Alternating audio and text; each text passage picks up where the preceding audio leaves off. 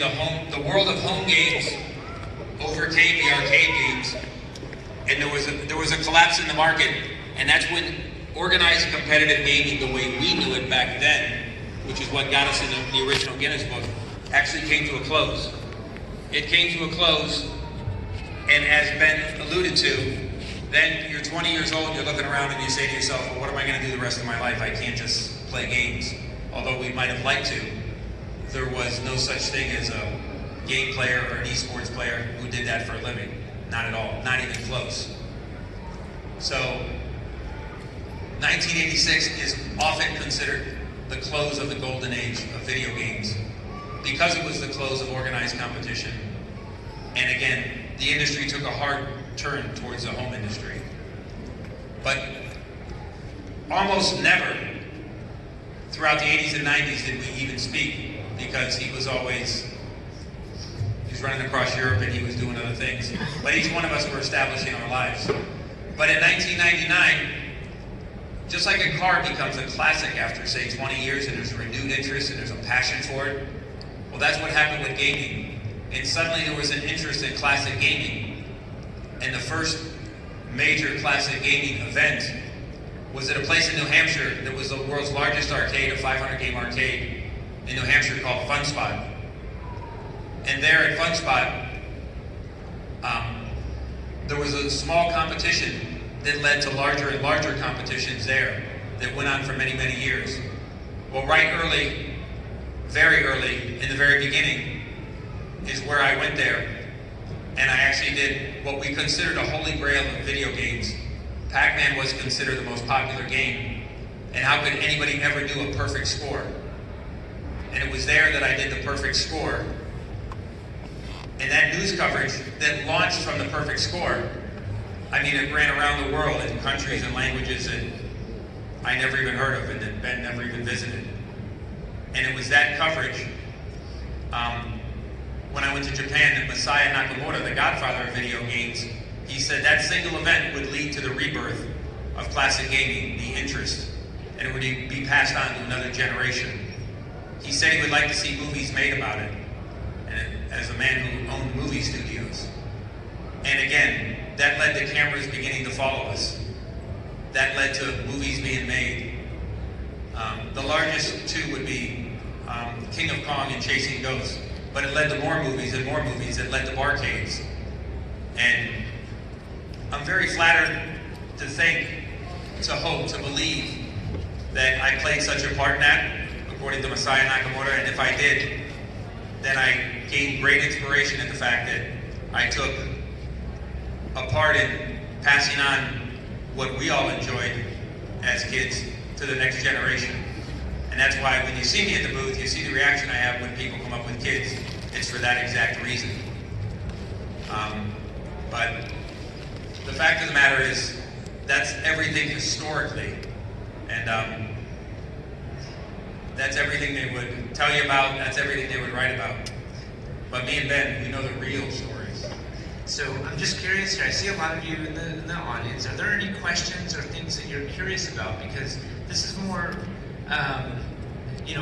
impromptu. I don't think we have a particular theme, unless there's one that nobody knows about. Okay, so besides us making fun of each other or talking about the old times, what would you guys be interested in hearing about? And I think nothing's off limits. Go ahead. Back then, the game show, you're thinking of Starcade?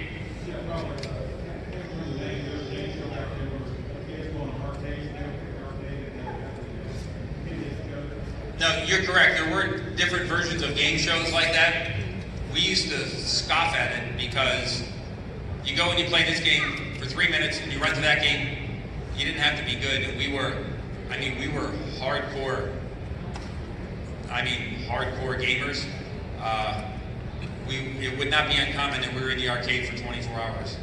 And don't go away.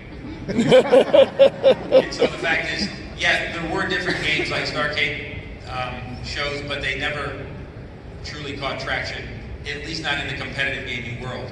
The first big step in the competitive gaming world was when Guinness, in the summer of 1983, agreed to print the names of champions in their book. And because everybody has a different game, a different joystick, a different setting, they would only print the names of those people who played or were recognized under the auspices of Twin Galaxies. So that was the beginning of hardcore competitive gaming that was documented. Yes, sir. What's your name? Sorry, say it again. I don't know if the microphone's working. Is it say? All right, his name's Jonathan, and you're from here. You're from the Dallas area, correct? No. How far did you come? From Louisiana. Louisiana. Okay. All right. Get away from the hurricane. Go ahead, sir. What's your question? How do you get a perfect score in Pac-Man? How do you get a perfect score in Pac-Man? Now, I'll answer that because Ben doesn't know because he's never done it. Wait a second. I can tell you how to do it, okay? But Did you want to demonstrate it? well, I'm not going to demonstrate. I didn't think so. No. But you see, the thing was, he always played. See, he played the fluffy games, and I always played the shoot 'em up games. So we always made fun of each other. But let me do it. You tell me if I'm correct. Can I do that? You got to eat every dot. Okay, so you got to. Obviously. Yes, you got to eat every fruit. So Obviously. which happens twice on each board. When there are, you have to get all 4 ghosts every time on every board. So that means that some of the boards, they only blink like once or twice. So you have to have all 4 of them like right on top of each other. And you have to, so when you hit the power pill, it has to be right on top to get them. So you then, as you get later on, there is no, they actually don't blink. And then it's just, they only change direction. So you have to go on one man to go through 255 screens, is that correct? Or 256? 255 regular screens, then the split screen. Then you go to a split screen, and the split screen has 9 dots. Is that correct? No? How many dots? Oh, it's got a bunch of dots on the left, and then 9 hidden dots on the right. Correct? Close. Close. Okay, I'm almost there, okay. And then the dots on the right, you die, and then you have to get all those dots again because they reappear. Pretty close. Okay, and you have to, so you have to like be perfect on your first guy, eat up all the dots on the right side, and then on each of the subsequent ones, you're allowed to get like another 90 points. And that's the most you can get. There's no way to get past the screen, and there's no way to get any more points. All right, with that intelligent explanation, is there anybody here who understands it well enough that they can repeat it? Okay.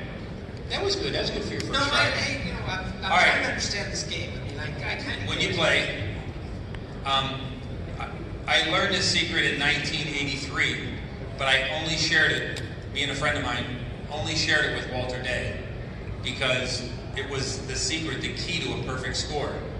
And people always claimed any old score, and when they claimed it, they didn't know the secrets. Well, we knew they weren't real. Every board, as he says, every dot, every energizer, every prize, because they're not all fruits. Okay, whatever. All right, every prize, all 4 guys on every energizer. You play 255 and then the 256th board, and you can't die 1 time.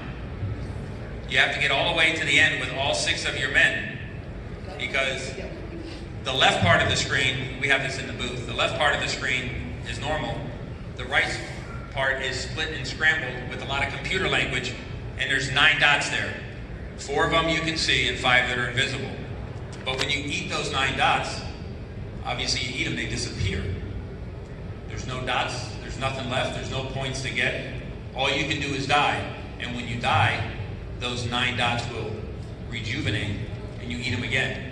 9 dots rejuvenate, you eat them again. The guy from Canada, that's where this came from. The guy from Canada basically did what I did. He did it right in front of me before I did it. And he got there on his second man, so he got cheated out of 9 dots.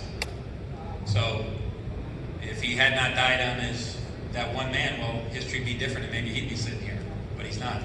So, oh well. And so he and I became friends and all, but I would send him a message. Some of you guys, you'll see me sign your stuff at the booth, and and you know, your name's Mike, and I'll say, thanks, Mike, and I don't put ... It's like I send him an email, I put ... 9 dots. I dig it into him every chance I get. And he notices it too. I was at Japan, and I got the Player of the Century Award, and I was standing on stage with Masaya Nakamura, the godfather of video games, and there were Japanese cheerleaders up there. There were 9 cheerleaders. As soon as he got the photo, he goes, oh my God, 9 cheerleaders. I go, oh yeah, I made arrangements for 9 cheerleaders. It just happens. But you have thick skin. But that's a perfect score. And although we had the knowledge to do it way back, the first time in a public setting that we did it was there at Fun Spot, basically because there was the threat of people who had to learn how to do it. And we were at risk of losing that which we never did. Okay, that was a really long explanation, Billy, for how to get a perfect package. It would have been about half as long without you. That's true. Well, question here. Other questions you guys have? Now this is the guy who does all the t-shirts for Retropalooza. So if there's anything wrong, he's in charge of the complaint department. Okay, my question is, and I've always wanted to ask you this, can you speak to your portrayal in King of Kong, how the movie kind of portrayed you as Well, as far as in the King of Kong, how it portrayed you shouldn't believe everything you see. They only show the good stuff. The bad stuff they edit in to make me look, you know, nice. Okay, I just want to hear about your portrayal, how you were portrayed in the King of Kong, okay. and how it really happened, and the way it really. Well, if you knew the real truth, you wouldn't be here. You'd be scared. So, no, okay. The truth is, as they were filming, we had no idea. Oh, wait a minute. Excuse me, sir. You weren't in the King of Kong. Not worried. Well, excuse me. Let me start this again. So That was an easy question.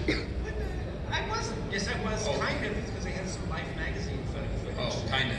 Okay, so They showed a photo of him when he was standing next to me. All right. So there were 2 documentaries being filmed at the same time. Both of them, we were told, are going to be very lighthearted discussions about the 1980s and the origin of video games. And so there were 2 competing sets of filmmakers that did different interviews. And so one was called Chasing Ghosts, one was called King of Kong. That was, both of them were debuted. We didn't know any of the names then. Yeah, we didn't know what they were going to be called. We didn't know. We just, for me personally, I think I did like about an entire weekend, 10 hours of filming for one of them.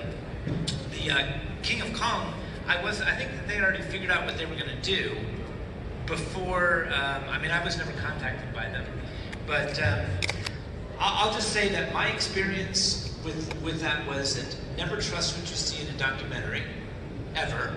Because it's, especially when you look at these political ones where people are doing gotcha moments, you know, by editing out certain words, by superimposing, let's say, something you said 10 minutes later, but making it sound like you said it 10 minutes before, can make you look like an asshole pretty quickly. I'm sorry, I apologize. The kids here. So I became very cynical on that, and I wasn't even the main person. But I would say that when they had 250 hours of footage for you, they bought. So the guys from King of Kong actually bought out footage from 2 other documentaries that weren't made. Is that correct? Yes. What happened was at one point we had about 7 crews following us. And there were 2 that were just much bigger, better funded that the other guys just couldn't compete with. So they ended up selling their footage down to those 2. And the fact of the matter is, you were speaking of King of Kong. So in King of Kong, the other guy, the 2 producers and directors, they have ties that go all the way back to grade school. Well, we didn't know that. That later came out in a news article that they did. And not that that mattered, but also in a news article in Austin, the director said that they had determined, he said all roads led to Billy Mitchell. Not Ben Gold. Okay, they said all roads lead to Billy Mitchell, and they said they determined the direction of the film before they ever met Billy Mitchell. That's some documentary. But the fact of the matter is that really doesn't matter.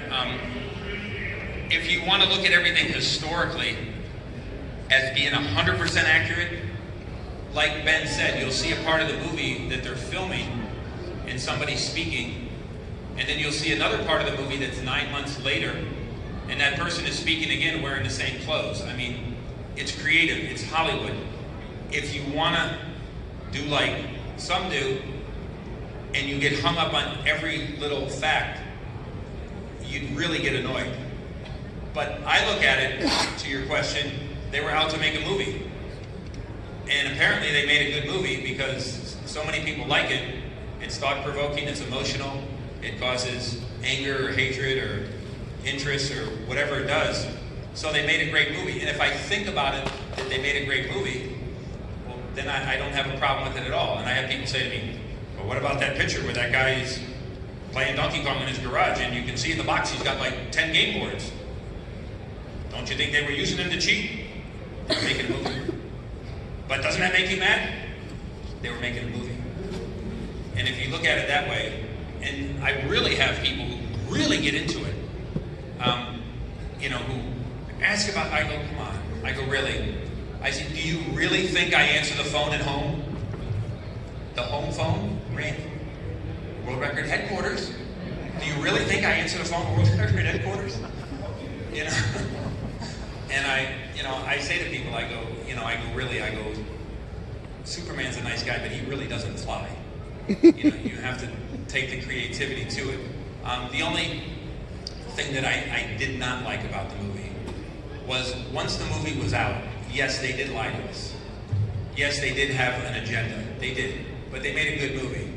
But once the movie was out, the director, he just, everywhere he went, everywhere he spoke of it, and this was his debut, he had never had a big film before this. He went and he talked bad about everybody in the movie, everybody. And I thought that was classless.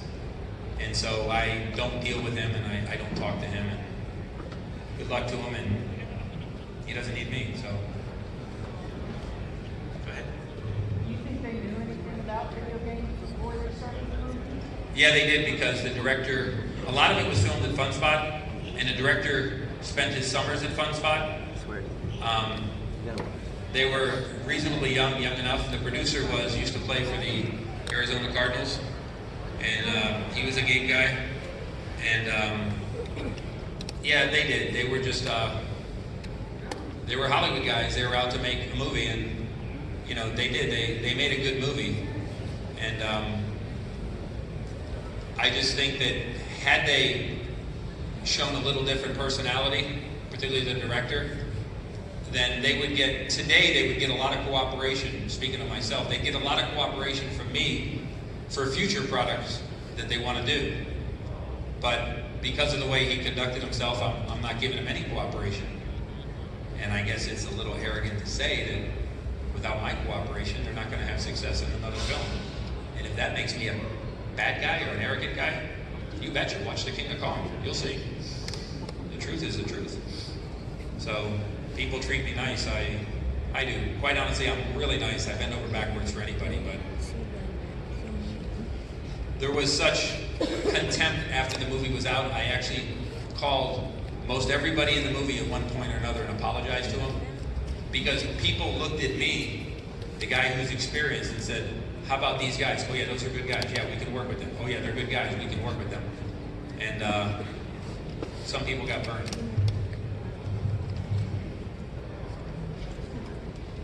Do you still play games today, or just the classics? Okay, I'll say that.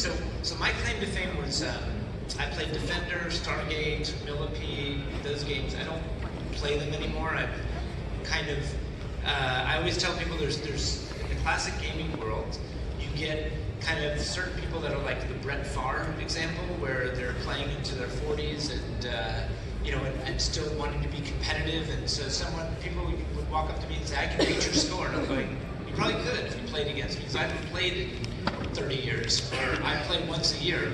So I would kind of tell them I'm the Roger Staubach type. I had a good couple of years, and then I'm done. Billy here, what's interesting is I think, Billy, you're kind of a hybrid where you play when you have to, but I mean, there are people that are obsessed with games that today, you know, practice in all their free time and for some of the classic games and are very obsessed about that. And I'm kind of like, I don't know, how much game playing do you actually do in a year? Well, let me go back to Ben for a second. He's right. He played hardcore 40 or 50 hours a week back in the day. He's still good enough at those games that when he comes to an event, he can show off. So I don't say many nice things about Ben, but I'll say that. But the fact of the matter is, what I do is, again, with those classic games, not the games today, because the games today, they've passed me by. You play games and you got to use 10 fingers. Anybody who's a classic gamer knows that's not something we do. And then I don't want to play a game that my son can beat me at, and he beat me at every one of them. So the fact is, yes, I play the classic games, and usually I had the good fortune of the games that I played that were the most popular games. They were really hard. There were very few good people that were good at it, but they were the most popular games. Therefore, they garnered that much attention, which obviously came to benefit me. Tomorrow, you can get the record on Bomb Jack, and nobody's going to know. It's just... But the fact is, when I know something's up and coming, for example, you see me playing Pac-Man, and I've played it earlier this year, I'll play it next year.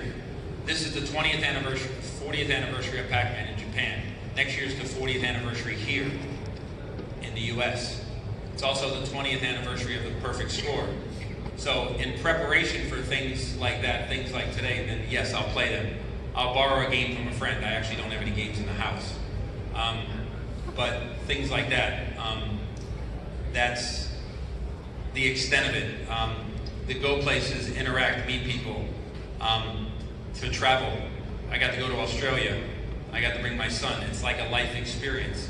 So that's where I see games, is they do things for me, they take me places, I have fun, I meet people, and again, the fact of the matter is, it's done things for me that otherwise I would not have. But they don't encompass my life like they had to back then for me to get that good. The obvious question is, someone says, well, did you ever think of playing Fortnite? Well, again, when we played 40, 50, 60, 80 hours in a week, when you were a kid and you could be irresponsible, imagine dedicating that amount of time now. First of all, I wouldn't be married. My wife would be married to someone else. My kids, I wouldn't have kids. I wouldn't have a business. You just can't do things as an adult that you could do as a kid. You know, I have a lot of fun. We can look at the chat here, which you guys can't see. One guy says, all Billy had to do was play Donkey Kong, play in public, and get a score. Why did he do that? What an idiot. When the question came up last July, and we started streaming on Twitch, I did 1 million points 3 times in a single week. I mean, where was this guy? He's just on the gossip train. Then I went to a major event in Indianapolis, and I matched the high score I had that they were crying about, and I killed it on the high score. I didn't even go higher, just to be arrogant, yeah. Then I went to another event, and I got another score that they were questioning, and I killed it at that score. I could have went higher just to be arrogant. This guy's like, there's people that follow that just like to talk silly. And usually I don't even respond, but I had fun embarrassing the guy here. They knocked him off the chat, otherwise I'd tell you what his name is. But so, yeah, I still play the games, the classic games, but the fact of dedicating the time it would be to play the games that you like would be destructive for me. Did you have a question, sir? I did. Were there games back in the day that you just would not, you tried it, you said, I don't like this game, I'll never keep the popular games from back in the 80s? Oh, I'd love to start with that one. So the game I hated the most was Burger Time. Okay, I mean I still hate the game. Now, granted, for the That's Incredible competition. Well, why did you hate it? I just thought it was stupid. It was you running burgers, running around, and you're peppering them and all this stuff. And so there were some games we were talking about this. So you thought it was better to fly around a spaceship and shoot mutants? Yes, yes, flying in spaceships and shooting mutants. That you're transformed. You're saving the world. You're doing this. So you played Millipede and you shot an insect worm running around the screen. It's going to get you with snails and Hey, look, lizards. you were out trying to outrun ghosts your whole life, okay? So let's see if you want to talk about There's one I didn't outrun. Okay, so that was, so what happened is that these games would come out. This is the thing that people don't understand today, is that we played the first time, let's say, Frogger or Stargate, or these games came out, and we would put a quarter in the machine, had no idea if it was going to be a great game or if it was going to be junky. So yeah, so the funny thing about, for me, for Burger Time is, I had to learn how to play it for a competition. And so I had to play that game for hours and hours and hours, and I just kept saying, I can't wait for this competition to be over so I don't ever have to play this game again. Okay, so yeah, so there were a number of really stupid games that came out there, but that was the one that jumps at me. And Donkey Kong Jr. was number 2, but I can't say that because if I say that, Billy might get upset, so. Billy doesn't get upset. Really? Okay, previously I just took a shot at this guy, and now he wrote here, just to be fair, he said I wasn't taking a shot at him. He says I wanted him to play to shut everyone up. I was unaware that he did that. Okay, so I cut the guy a break. Sorry. Go back to his question. He didn't like Burger Time. So because he didn't like Burger Time, even though it was a really popular game, it was my way of sticking it to him. That's why I got the world record on Burger Time. It worked. And yeah, you mentioned Donkey Kong Jr. I got that world record too. But no, the truth is, different personalities that we have, he preferred games, what I call reactionary games, space games, shoot 'em up games as he calls them. He didn't like to play methodical games. There's always exceptions. He liked Cubert, and that's a methodical game. Me, I liked methodical games of thought and process, with some exceptions. I mean, I had the world record on Centipede there at Life magazine. So again, there are exceptions. But for the most part, like, I won't lie to you, I sit there and I watch friends of mine play Tempest. Tempest? I mean, I don't even like watching it. I have a hard time even understanding it, Tempest. But as far as playing games or enjoying games, when I play now, when I play the first few boards, early in the game, I mean, I'd rather do anything. I'd rather be on the beach digging sand. I mean, it's, however, I think he feels the same way. However, once you're playing, if you've got a game going, if you've got a score going, if things are going your way, if the adrenaline's flowing, then yes, then you absolutely enjoy what you're doing. And I always say to people, I say, it's like, you know, you go to the gym, does anybody like getting up out of bed? You go, you get dressed, you drive your car, you gotta go to the gym. Nobody does. But once you're in there, once you're there, you do your thing, yeah, then you have a level of satisfaction from it. Well, that's kind of the way gaming is. So. Okay, gentleman in the orange. Gentlemen. Well, guy in the orange. One, nice hair. Two, Nice hair, you're talking to him? Yeah, I can tell you're doing some very intensive grooming. two, what do you think of how your accomplishments have inspired other people to like push themselves to try and beat your score, and how that kind of inspiration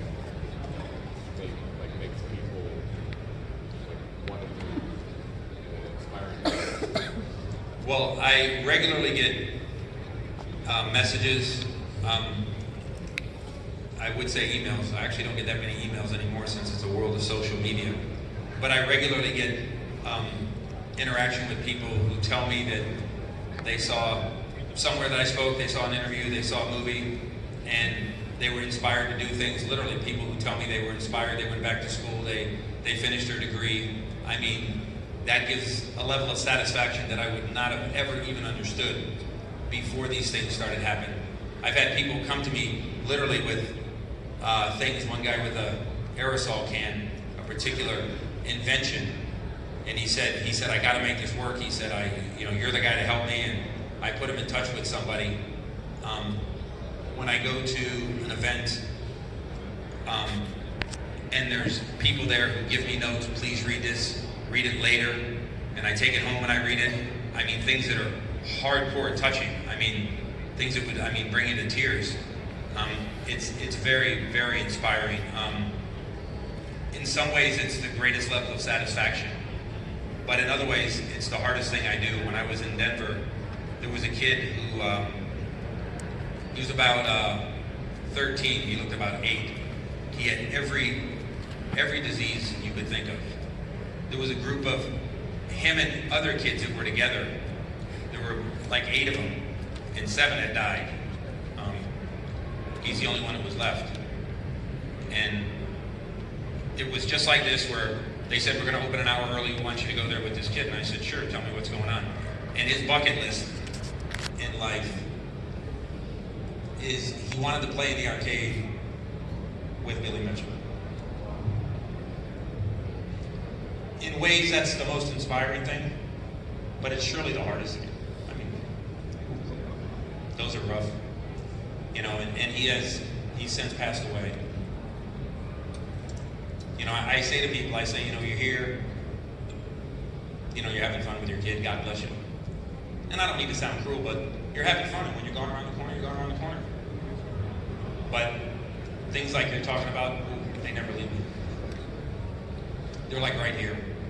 So it's great that you give people inspiration.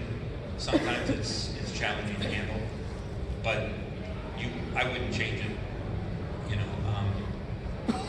So that's why when I go places, you know, I've never said no to an autograph, to a selfie, to a question, to a handshake, to anything, because I never wanted to be that guy.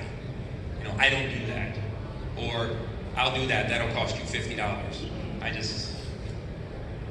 can't do that. So. And the Comic-Cons get mad because that's how they make money. I mean, you can't, man, they watch it. You go in the bathroom, you can't go in the bathroom and sign something for somebody because that's how they make money. So it's always a little tug of war. So, that's all. Mr. Mario. You lost your hat. I did. Too small for all ours. You said like the end of the switch to home console kind of ended the arcade competitive scene, very true. Well, Nintendo did try to bring in the competitive scenes to their home games, like the Nintendo World Championship. Either of you have any involvement with that, or wanted to be involved with it, or was it just not your scene? Can you guys hear the question? What the question was have either of us been inspired to get involved after the arcade crash with the home? Is that correct? With the kind of the Nintendo? Yeah, like when it happened, you know, the Nintendo World Championships, like the early '90s. Did you want to get involved with that? Were you aware of it at the time? Or was it just not your scene and you didn't want to be involved with it? I'll start with the, you know, I kind of signed out 100%. So I know there's a guy named Thor Auckland who I think won the first one. I've met him a couple of times, nice guy. So he won, which I think it was far more competitive than it was in the early 80s, because I think the Tetris World Championship was probably hundreds of thousands of people that tried it, and he was a local guy, he was a Dallas guy, I believe. I know he lives here now, so that was kind of cool. But I actually cut off 100%. Like I remember when Tetris came out, I played it. I said, yeah, this is a cool game. That was about it. What about you, Bill? It was at a time in my life when I thought, well, that fun and fanfare from the early 80s was over. And I was Video Game Player of the Year in 1984, so I thought, yeah, that's my badge. And life had gone on, and I was working and building and moving onward. And to be honest, the gameplay just didn't inspire me. And it didn't. It was too different. I always tell people, I say, I don't really embrace change very easily. Look at me. I tell people. But I have tremendous respect for them. And I like meeting them, like Ben says. But your question could even relate to today. Everything seems to be moving more and more towards the speedrun community. And people ask me what I think of it. Well, I mean, I have to embrace it. Speedrun. What's a speedrun? Somebody will educate him later. Okay, okay, you can tell me. I'm sorry, see, I kind of miss this. I have kids, but I don't know what the speedrun is, so go ahead and keep going. Okay, and that's just the way that games have evolved and have developed, and competition is gone. I mean, I have to embrace that because we were a part of what began and eventually led to the speedrun. It's kind of like, you know, I mean, you're a kid, you know, then you have kids, then you have grandkids. I mean, that's the development you have. You have to embrace it, you have to respect it, you have to enjoy it. You have to try to inspire it, and I absolutely respect it 100%, and I'm always speaking to Walter that we have to do more and more for the speedrun community because that's simply the way competition's evolving. I didn't like it when things were moving from the arcade to the home, but that's the way they were moving.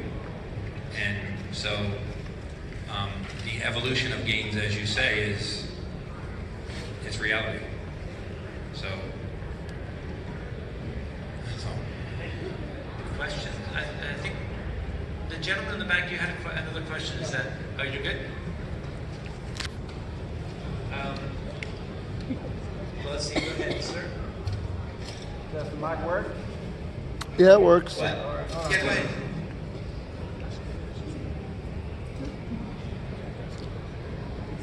Spyro fans. I have a question. Billy, I know that obviously we've seen you play in the arcades for quite a while, and the goal is simply to get good. So despite how many coins you spend on the board, as long as you get good, that's what counts, that you're getting better. Now, I know that this little thing called microtransactions, you've been hearing it a lot in the gaming community, how people just, by spending a little extra, can help out a game a little bit better. Have you heard any stories about really bad microtransaction experiences, like people or kids spending $80, $90, $100,000 on a $60 game, stuff like that?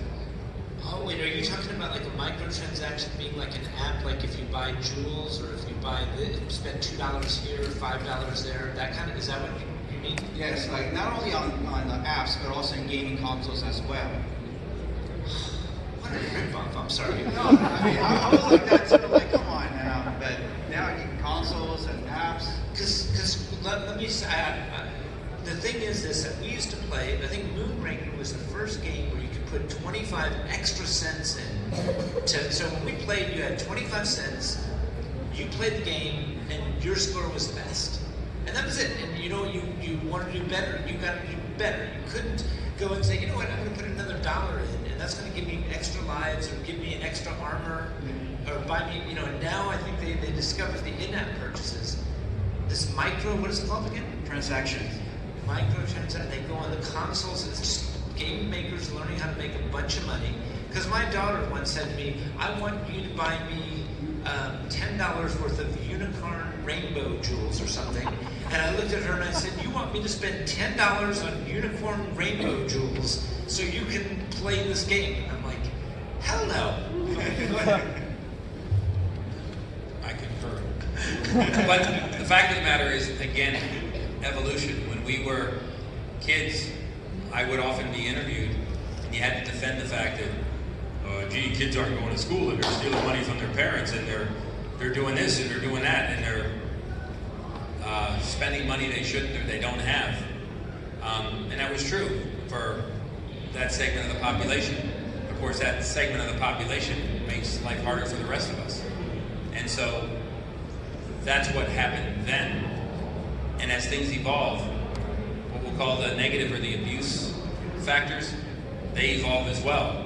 So now we have a high-tech level of abuse that affects some people, and I wish it didn't affect anybody. But now you know why I like old games.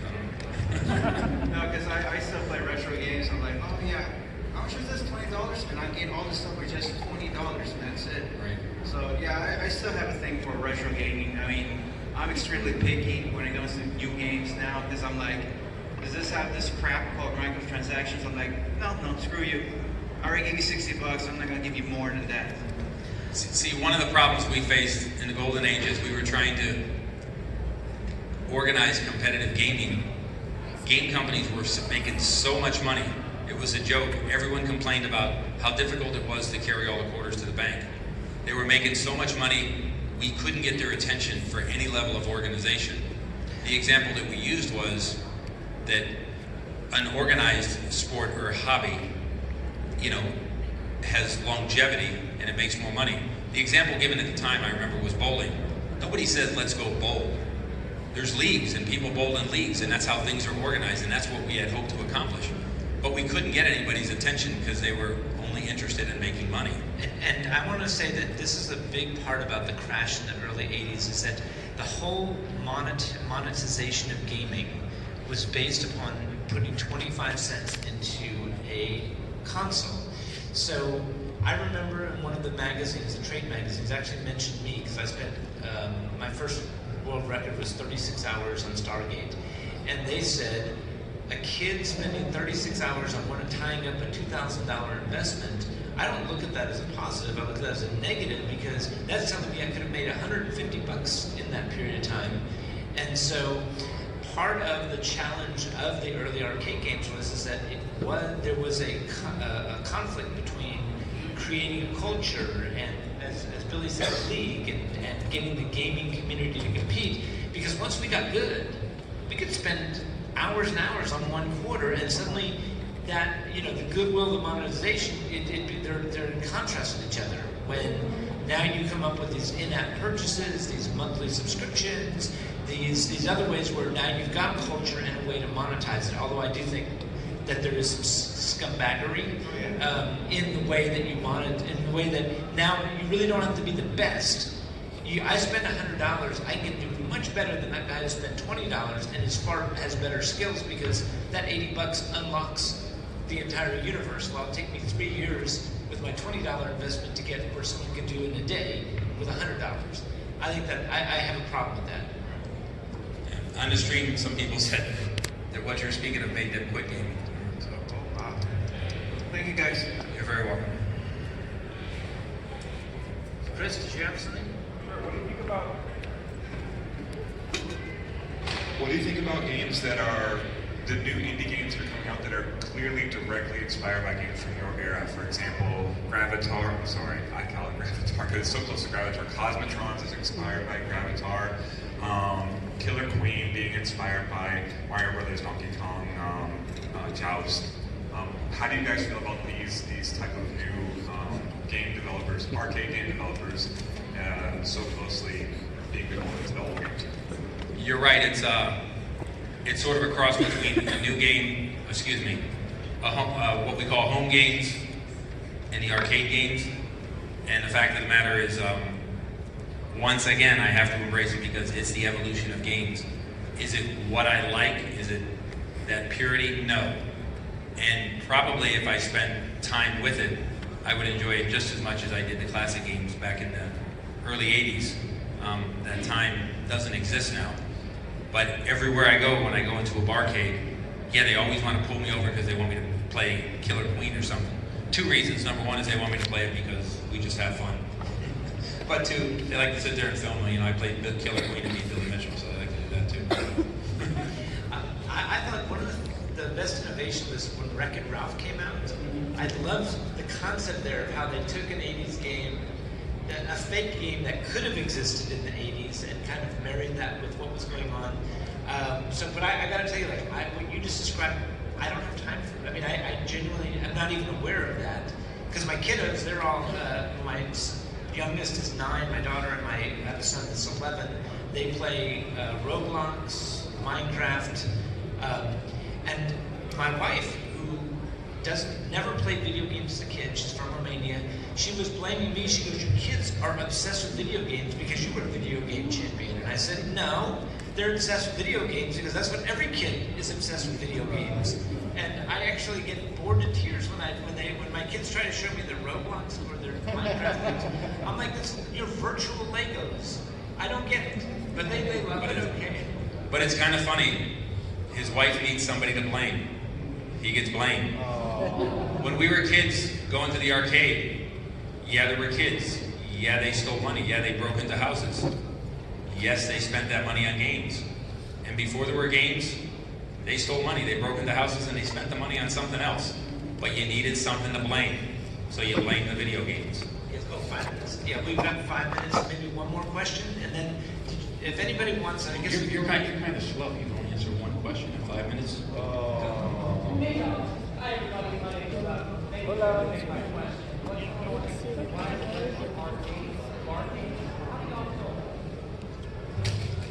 The question is, with the rise of retro arcades or barcades, how do you feel about it? Well, again, as I talk about the evolution of things, as different movies inspired inspiration back to classic gaming.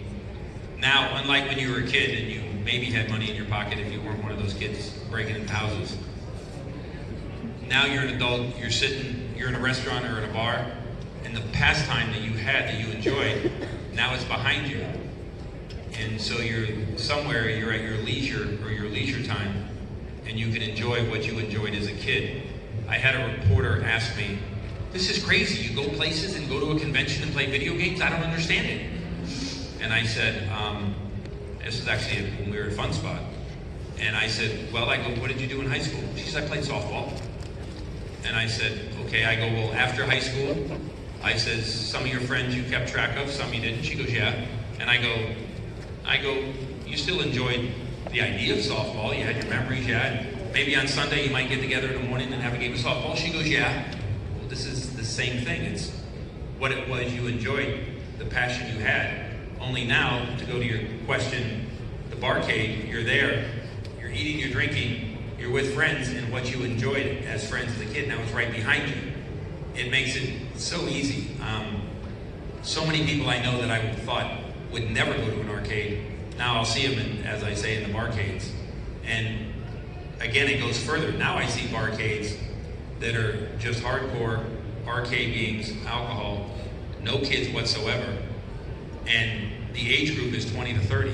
I would not have guessed that they're there passionately playing that. I would have thought it was people 40 to 50 years old playing because that fit the timeline. So again, the idea that it's introduced to a new generation, I think it has been for the reasons you're saying. So, I guess we have time for another question. Anyone want to ask a last question? While you're digging for the question, from here we're going to be out at the booth. Supposedly somehow I can say hi to everybody. We can do pictures or questions or anything you want, and somehow I'll sit there and play Pac-Man and figure out how to do it without dying.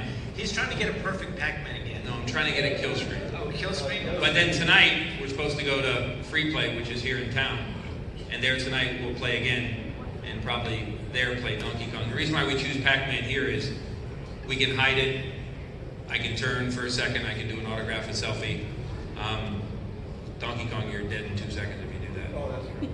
So. Why don't I give the other guys, do we have another question? No, all those guys are lining up there. Yeah, but I think they're going for the But he's got one question. Okay, last question, go ahead.